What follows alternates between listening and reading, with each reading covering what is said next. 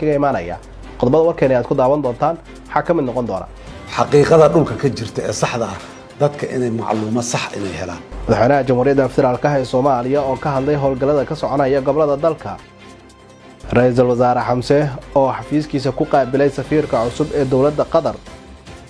ra'iisul wasaare ku-xigeenka dalka oo daafuray barnaamijka taageerada dadka jilicsan ee ay abaaruhu saameeyeen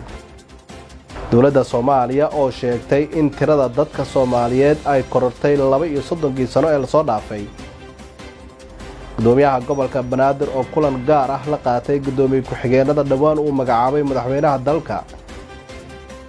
madaxweynaha maamulka Somaliland oo xilkii ka qaaday xiriirlaalihii guud ee maamulka Somaliland madaxweynaha maamulka Galmudug oo ku dhawaaqay dagaal hor leh oo ka dhan ah al-shabaab Soomaaliyadii burburtay barigeedii baan wax baranay markaa shahaadadiina waxay naga gubatay dagaaladii 14 ka mid ah golayaasha deegaanka ee maamulka Somaliland oo lagu helay in ay sameysteen shahaadooyin been abuur ah akhbaaraadka dibadda ee warkeena aad ku daawan doontaan waxa ka mid noqon doona toogasho dad badan ay ku dhinteen oo ka dhacday Mareykanka iyo maxkamadda sare ee dalkaasi Mareykanka oo ogolaatay in la baaro qalaadka maaliyadeed ee lagu eedeeyay madaxweynihii hore ee dalkaasi Donald J. Trump intaasi waa qaar ka mid ah qodobada warkeena aad ku daawan doontaan markaasi oo diyaar garooba iyagoo faahfaahsan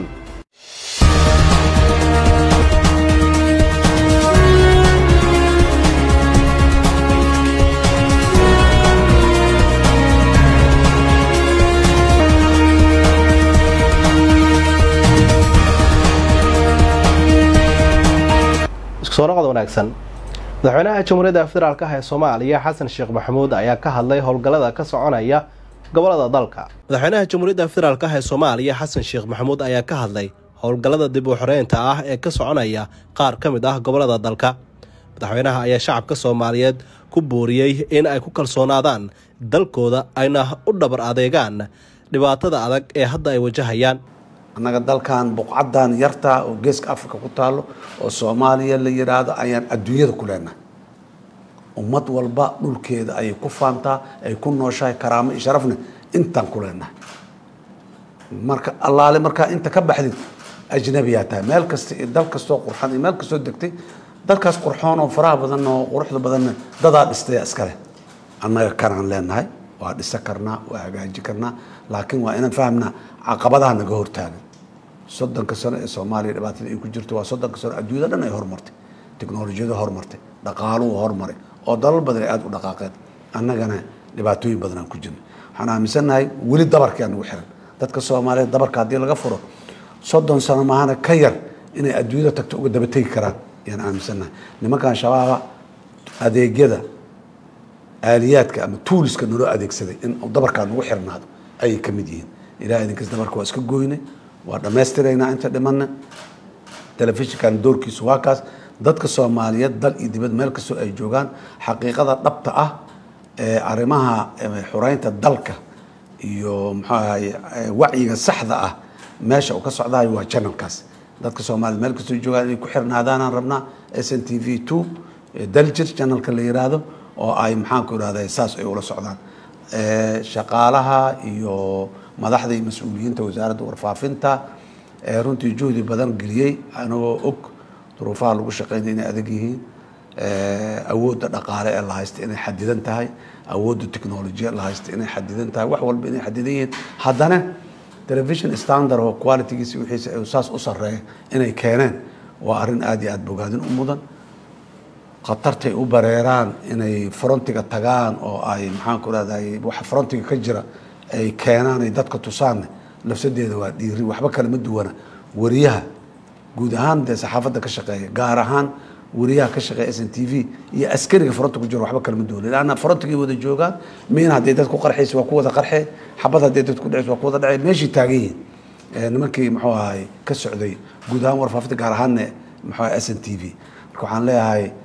wiilashaas Soomaaliyeed ee halgamayaad ka mid yihiin halgankiina wada ku adkaysta shabaabna waa ka adkaanayna waqti dhow waliba aan dheereen hadii aan leeyahay guul ayaan idin rajaynayaa hambal ayaan leeyahay ra'iisul wasaaraha xukuumadda federaalka ee Soomaaliya Xamse Cabdi Barre ayaa xafiiskiisa ku qaabilay safiirka cusub ee dawladda Qatar ay u soo magacaawday soomaaliya maxamed ibraahim ayaa warkan faahfaahinaya ra-iisul wasaaraha xukuumadda federaalka soomaaliya xamse cabdi bare ayaa xafiiskiisa ku qaabila safiirka cusub ee dowladda qatar ay usoo magacowday soomaaliya cabdalla bin salim al nucaymi oo shalay madaxweyne xasan sheekh maxamuud ku gudoomiyay warqadaha aqoonsiga danjirnimo. ra-iisul wasaare xamse cabdi bare iyo cabdalla bin salim ayaa si qoto dheer uga wada hadlay xoojinta xiriirkii iskaashiga labada dal. safiirka cusub ee dowladda qatar cabdalla bin salim oo ra-iisul wasaaraha ugu mahadceliyey qaabilaada sharafta leh ayaa sheegay inuu ka shaqeyn doono xoojinta xiriirka labada dal. ra-iisul wasaare xamse cabdi bare ayaa dowladda qatar ugu mahadceliyey taageerada joogtada ah iyo mashaariicda horumarineed ee dalka ay ka hirgelisay iyo kuwa hadda socda, wuxuuna dhanka kale ugu hambalyeeyey dowladda qatar sida wanaagsan ee ay u martigelisay koobka adduunka. ra-iisul wasaare ku-xigeenka xukuumadda federaalka ee Soomaaliya ayaa daahfuray barnaamijka taageerada dadka jilicsan ee ay abaaruhu saameeyeen. ra-iisul wasaare ku-xigeenka xukuumadda federaalka ee Soomaaliya Saalax Axmed Jaamac ayaa daahfuray barnaamijka taageerada dadka jilicsan ee abaaruhu saameeyeen, kaas oo ay maalgelinayaan dowladaha Mareykanka iyo Britain. mashruucan oo socon doono muddo 5 sano ah waxa ujeedkiisu yahay in la horumariyo nolosha dadka nugul ee ku nool miyiga iyo magaalooyinka iyagoo sare loo qaadayo kobaca dhaqaalaha bulshada Soomaaliyeed ee danyarta ah. ra-iisul wasaare ku-xigeenka dalka Saalax Axmed Jaamac ayaa sheegay in mashruucan wax weyn ka tari doono bulshada nugul ee Soomaaliyeed, sidaa darteed loo baahan yahay inay ka faa'iideystaan si 5 sano kadib ay ugu maarmi karaan hay-adaha taakuleynaya oo ayna gaaraan isku filnaansho ay sare u qaadi karaan wax soo saarkooda. duruufaha kala duwan ee adkeynaya nolosha qofka Soomaaliga, isbedelka cimilada, daadadka, abaaraha, adduun weynaha oo aynu wax ka soo iibsano 70% Soomaaliya inay wax dhoofisay ahayd tii wax soo iibsan lahayd ma. markaad eegto percentage-ka Soomaaliya iyo Horn of Africa iyo Afrikada guudba waxyaabaha markaysay dibadda ka imanaya iyo kuwa gudaha ka jira colaado ka mid tahay ee dadka wax soo saarkoodii saameynaya waynu ka daragsanahay. laakiin maqaadiirta u weyn ee dadka Soomaaliyeed ku habsatay 30 sano u dambeysay waxay ahayd dawlad la'aan iyo dawladii oo iyaduba aan tamar badan lahayn. hay'adihii dawliga ah ee Soomaaliyeed hadday noqoto xaq qorsheyn, hadday noqoto xaq kalluumaysi, hadday noqoto xagga xanaanada xoolaha iyo wasaaradda arrimaha bulshada oo barnaamijka baxnaano ee hadda aad garanaysaan ka shaqeysa aan ballo ku lahaa berigii hore. waxa muuqata isbedelka la taaban karo ee ku yimi adeega tamari intay doonto halleekaatee ay hay'adihii dawliga ahaa heer federaal iyo heer maamul goboleed u fidinayaan dadkooda Soomaaliyeed. waa guul u soo hoyatay dadkii Soomaaliyeed ee gurmadka iyo garabka u baahnaa. horta isku soo wada xooriyo dadaaladan barnaamijyahan faraha badan ee maalin walba mid la furaya ay ku soo dhamaanayaan waxa weeye in qofkii uu helo meel uu wax ka soo saaro oo noloshiisa ku kaafiyo, ama job creation ha loo bixiyo, ama resilience ha loo bixiyo, ama economic growth ha loo bixiyo. waxa loo digiyo dam leeyahay qofka Soomaaliga ha isku filnaado, qoyska Soomaaliga ha isku filnaado, cashiimada ama deegaanka Soomaaliga ha isku filnaadaan, qaranka iyo dadka Soomaaliyeedna ha isku filnaadaan. hayaanka loo socda waa ka horta. waa suurtagal maanta in 65 milyan la inoo keeno $1 billion lacag ka badan baa la geliyaa dalka hadda saaxiibada beesha caalamka ay geliyaan. waa suurtagal mashriq iyo maqrib in gurmad inooga yimaado. laakiin haddii aad fadhiid tahay oo aanad ka caynba marka dambe waa laga daalay. gurmadka u weyn ee aynu isu fidin karnaa horta waa ka aynu inagu isu fidin karno. dadka kale garab bay ina siin karaan, garab bay ina siin karaan. waxaan ku xusay markaan Sharm el-Sheikh joogay waaniga abaaraha ka shaqeynay magaaladii Jowhar baa la geynayaa gurmad xoogay daqiiqa iyo saliida dadkii loo geynaya. beledweyn dadkii ku noolaa baa loo geynaya. goob weyn meesha la yiraahdo ee webiga Juba uu badda ka galo waa jannadii adduunka weeye meeshaas. ayaa la leeyahay dadkii daqiiqa loo qaybiyo way baahan yihiin. ma arrintaasi arrin maskaxda gali karta? dalal Sahara oo halkaa maxaa la yiraahdaa Algeria iyo Morocco iyo meelaha hadda tagto iyo Egypt naftarkeeda meelaha wax laga soo saarayo waad yaabaysaa dadka Soomaaliyeed markay fursad helaan maalin dhaweed waxaan joogay waxa la yiraahdo maalinta cuntada beeralayda Soomaaliyeed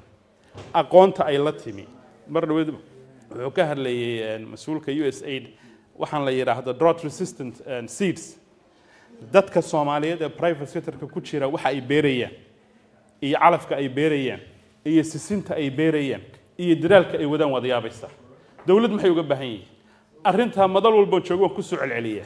horta dadka Soomaaliyeed filmayaan dawlad sidii tii kacaanka beeraha oo dhan iyadu beerta mareedle dib u furta maxaa la yiraahdaa balcad dib u furta itoob dib u furta dadka Soomaaliyeed waxay rabaan dawlad kabta oo ka leexata oo wadada saarta ee dawlad carqabad ku noqota carqabad ma rabaan waxaan ku soo gunaanadayaa haddii salaamanna waan la dardaarmaya iyo saaxiibadii barnaamijkiinu haddii uu noqdo barnaamijyada stand alone-ka ah ee lagu soo karkariyo dalal shisheeye ee mandaqada la keeno oo 5 sano ka bacdi dabadeed sida roobku shuuxa qaada oo taga hadduu saas noqdo halis bay noqonaysaa laakiin barnaamijkii hadduu noqdo mid wasaaradda qorshayntu ay og tahay oo ka turjumaya flexibility hadda stabilization wax la yiraahdo ka shaqeynayna meesha la yiraahdo iyo Sooman iyo Wabxo iyo Baxdo iyo Jilib markaanu gaadhno waxaanu rabnaa markay dadkii nimanka maqaadiirta ah ee hadda ayaamahoodu ay kooban yihiin markaanu ka kicino inaanu adeegyada geyn karno dowladda Soomaaliya ayaa sheegtay in tirada dadka Soomaaliyeed ay korortay 32 sano ee la soo dhaafay sida Maxamed Ibrahim warkan uu ku faahfaahinayo wasiirka arrimaha gudaha federaalka dib u heshiisiinta xukuumadda federaalka Soomaaliya Axmed Macalin Fiqi oo ka hadlay in 32 sano kadib ay korortay tirada dadka Soomaaliyeed iyo sida loogu baahan yahay in Soomaaliya laga hirgeliyo degmooyin cusub oo buuxiyay shuruudaha degmanimo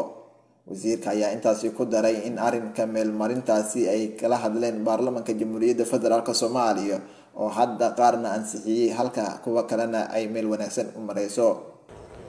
in 32 sano kadib in dadka demographically dadku tiradoodu inay kordhayso baahidoodu badanayso magaalooyin aan jirin 32 sano ka hor ama jiro yaraa inay abuurmeen oo u baahan ayaguna inay gaaray in ay degmo noqdaan in baarlamaanka madaxweynaha xukuumadda iyo wasaaradda arrimaha gudaha ay soo jeedisay baarlamaankuna ansixiyay waxna u dhiman yihiin in degmooyin cusub la abuuray oo soo